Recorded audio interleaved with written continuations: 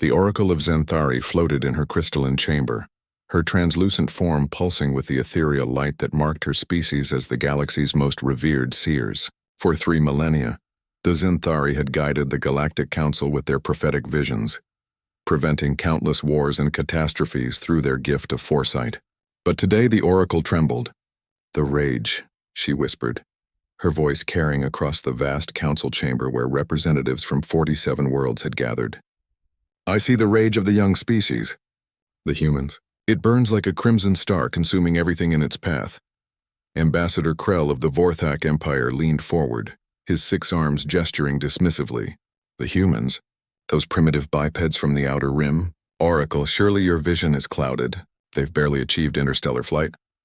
The Oracle's form flickered more intensely. "Do not underestimate them, Krell. I have seen what they become when pushed too far. Their anger is not like ours, cold and calculated. It is a living thing, a force that transforms them into something far beyond what they appear." High Counselor Thex of the Hegemony stood, her scaled hide shimmering under the chamber's lights. "Even if this vision proves accurate, what threat could they possibly pose? They have no advanced weapons, no powerful fleets. Their technology is centuries behind ours." "That," the Oracle said, her voice heavy with dread, "is precisely what makes them dangerous." 3 months later, the first human colony ship, the New Horizon, drifted silently through hegemony space. Captain Sarah Chen had received clearance to establish a peaceful settlement on the barren world of Kepler 442c, far from any major trade routes or strategic interests. The colonists were farmers, engineers, teachers, ordinary people seeking a fresh start among the stars. They brought with them seeds from Earth, photographs of families left behind, and dreams of building something beautiful in the vastness of space. The Hegemony's patrol fleet found them 6 weeks after planetfall. "Unauthorized alien presence detected," Admiral Voss announced over the comm channels, his words broadcast across the galaxy as was standard protocol. "These humans have violated hegemony territory. Standard cleansing procedures will commence." The Oracle's warning echoed through the council chambers, but it was too late. Bureaucracy moved slowly, and the hegemony had already acted. The orbital bombardment lasted 3 hours. When it ended, New Eden, as the colonists had named their settlement, was nothing but glass and ash. 4,000 souls, including 800 children, were gone in an instant. The message reached Earth 7 days later. President Maria Santos stood before the United Nations Assembly, her face carved from stone, her voice steady despite the storm raging in her eyes. "Ladies and gentlemen, we are no longer alone in the universe, and we are no longer at peace." The transformation began immediately. Earth's factories, which had been producing agricultural equipment and consumer goods, retooled overnight. The same assembly lines that had built tractors now forged the components of something the galaxy had never seen. Human war machines designed not for conquest, but for one purpose: revenge. The humans didn't build ships like the rest of the galaxy, where other species favored elegant curves and energy-efficient designs. Humans created angular monsters bristling with weapons. They didn't rely solely on energy shields. They wrapped their vessels in meters of solid armor plating. They didn't trust artificial intelligence to make tactical decisions. Instead, they put human minds burning with loss and fury, at the heart of every system. The first human fleet launched 8 months after the New Eden massacre. 50 ships, each one a testament to humanity's newfound dedication to warfare. They called it the Retribution Fleet. Admiral Jackson Torres, a former colony ship captain who had lost his daughter in the bombardment, stood on the bridge of the flagship Vengeance. His crew had volunteered to a person, many of them relatives of the dead.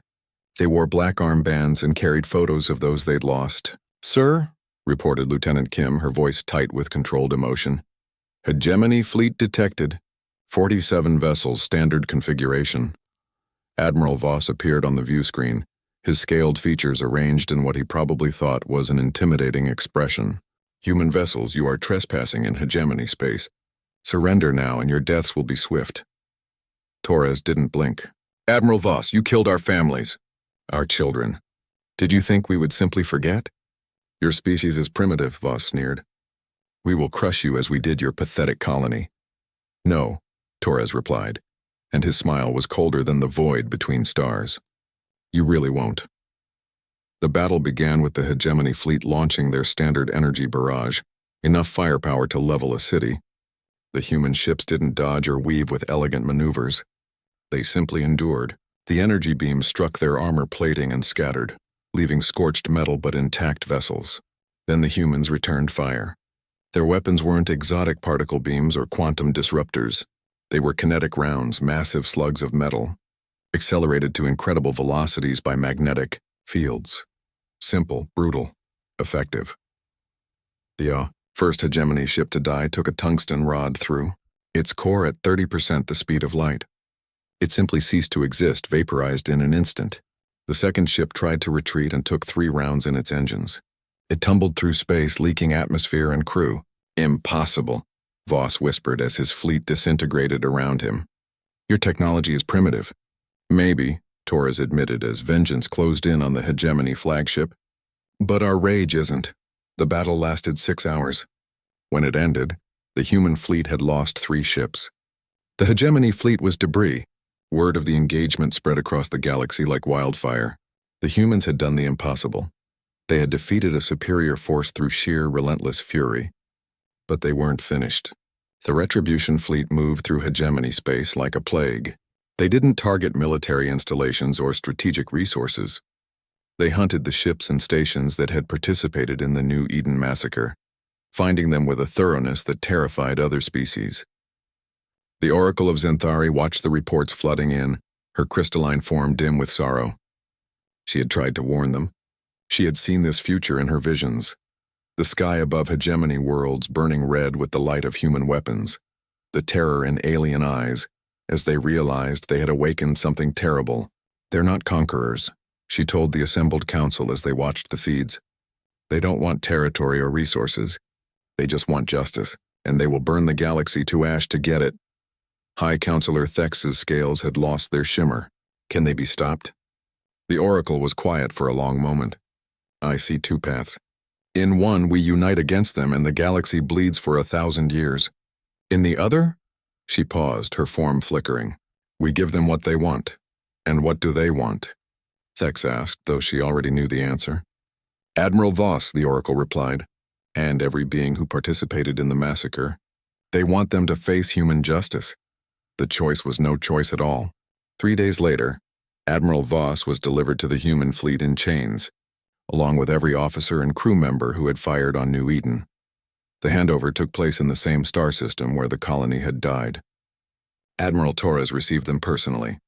He stood in the docking bay of Vengeance, still wearing his black armband, still carrying his daughter's photo. This doesn't bring them back, he told Voss. The alien admiral, his pride broken, could only nod. What will you do with us? Torres was quiet for a long moment. When he spoke, his voice carried the weight of a species' grief. We're going to put you on trial, a fair trial, with evidence and witnesses and lawyers, because that's what separates us from you. That's what makes us human. The trials lasted 6 months and were broadcast across the galaxy. The humans proved their case methodically, presenting evidence and testimony with the same relentless precision they had brought to warfare. In the end, justice was served, not through rage but through the rule of law.